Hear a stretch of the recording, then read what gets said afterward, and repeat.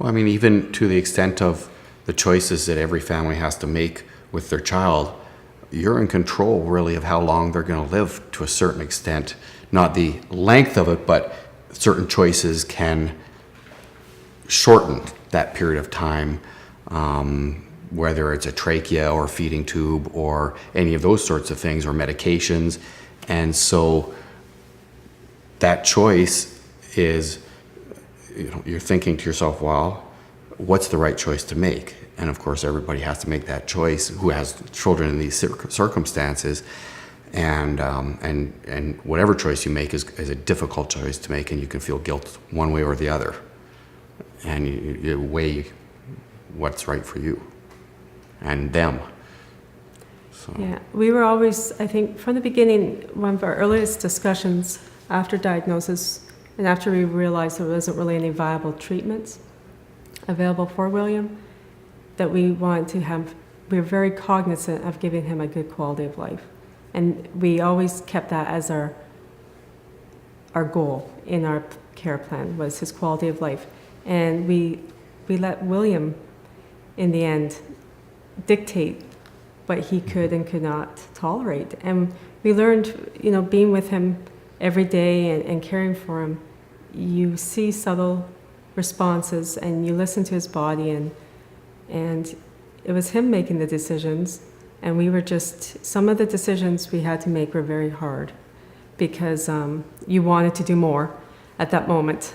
You, as a parent, you wanted to just heal everything, but his body was telling us something very much different, and we had to respect that. And there was many times, especially in the last 3 years of his life, where he was battling a respiratory infection, and we just had to kind of back off. What we were doing was making him more uncomfortable, and we could see that, and we just had to back off, and we gave him the option of fighting, and we tried to support it, what his body showed us and what he showed us. And in the end, I think it was him that gave us the lead on which decisions to make.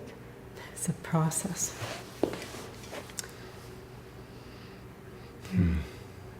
Did you have any fear of regrets? Yeah, when we had to make some pivotal caregiving or medical intervention decisions, I always thought, am I doing this for William, or am I doing it for us? That was always the question we had to ask.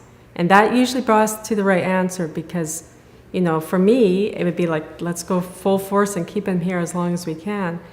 Mm-hmm. But when we saw, what some of those decisions, when we thought about what they could do for his body, and when we look at William, we knew some of those decisions wouldn't be in his benefit, they would be for our benefit. So we really tried to let him guide us. For instance, I could tell he didn't like nebulizers, masks, and at a point in time we were given the option of doing a BiPAP machine, which would help his lungs, and then so they brought the contraption in, and at that point I was very desperate to try to get him through this illness. And so the contraption came into the home, and I looked at it, and I just knew my son. I'm like, oh, he's not going to be happy with that mask, and I don't think the benefit of what the machine could have done for him would have changed the course of that particular illness at that time. So I nicely said to the tech that came in, I'm like, do you know what, you can just take that back. And William did, he fought through that without the BiPAP machine. So obviously it was the right choice for him. And I was, at times my doctor called me up, and we would have very heart-to-heart conversations about different medical interventions that we could do, and she always brought me back to what I told her my goal was for William, and she said, you always told me it was his quality of life. We're entering into a different phase. If you want to keep that goal, I'd be hesitant to try this new intervention. And I looked at William, and I knew that wasn't would have been best for him.